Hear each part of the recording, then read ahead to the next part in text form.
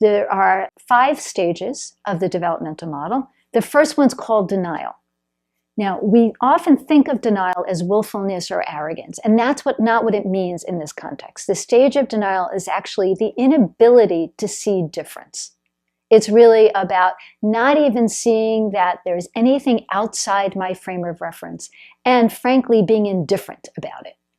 There are not that many people in denial, partly because the only people who have the privilege of being in denial, and we can define privilege in a number of ways, and this is one of the ways to define privilege, the only people of the privilege being in denial are the people who are in a dominant culture in a particular context. Because everybody who's not in the dominant culture in a particular context has to interact with a culture other than their own. So they don't have the privilege of being oblivious about culture. So one of the ways to sort of think about this and how the model is in general is, I happen not to be a wine drinker, but for folks who are wine drinkers, you might have experience with hundreds of wines, thousands of wines, and you're able to taste and have developed a palate to experience the differences in wine.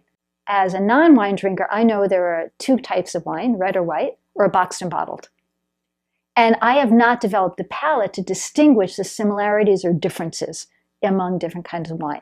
So just as a potentially bad analogy, particularly for those of you who might be in recovery, it's important to think about how have we developed our palate? How have we developed the ability to experience the differences and similarities as we continue to interact in a developmental way around difference? When folks are in denial, they have no palate. It's red or white, boxed or bottled, and they're indifferent to anything that's more complex than that. As I said, there are very few people in denial. It's usually about what we know from the data. It's about 3%.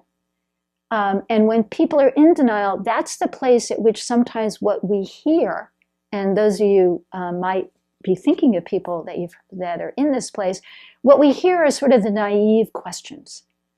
The number one naive question is, what language do they speak in Africa?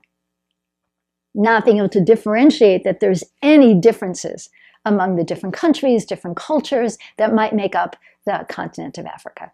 If folks were in denial as their primary orientation, had to travel overseas, these would be the folks who would look for the McDonald's in Tokyo and be really upset if they didn't find it. So on an individual level, it's completely not being able to see something outside your own frame of reference and not really caring to that level of indifference. There are not many organizations in denial, but we can sort of think about this as a snapshot of organizational culture. But when organizations are in denial, it's one size fits all. This is the way we've always done things around here. This is the way we're always going to do things around here. How come we have to think about doing things differently? An example from a healthcare perspective might be diabetes is diabetes is diabetes. You treat it with insulin. Why do we have to think about social determinants of health? What does it have to do with anything? Everybody talks about best practices. Organizations in denial, best practices is tradition. This was good enough for the founders of this church. It's good enough for us. The developmental model is both descriptive in terms of it tells us where people might be at, which is the descriptions I just offered, but it's also prescriptive in terms of it tells me which tool from my toolkit do I need to take out if I'm trying to reach these people, what might be most effective with them. Because if these folks don't even see difference, and I come in and ask them to be empathetic to an experience so different than their own, they're not going to have any cognitive structure to understand it.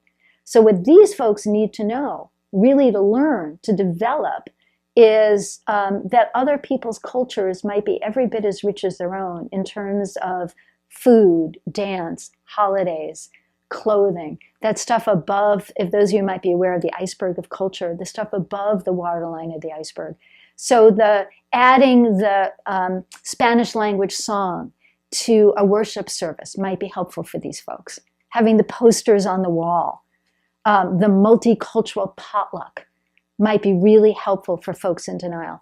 The challenge that I would say to all of you watching is that as my colleagues and I have done sort of anecdotal, so what have you done in your congregation? What have you done in your organization?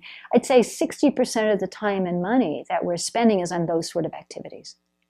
And those are really helpful for folks who are primarily in denial as their orientation, but they don't teach anybody else anything.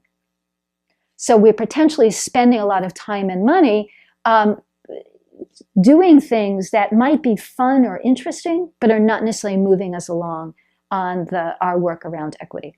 And that's one of the ways I think the developmental model is helpful, is how do we actually gauge the right work at the right time so that folks are feeling engaged rather than feeling like we're not taking the work seriously or we're just doing something that's just fun.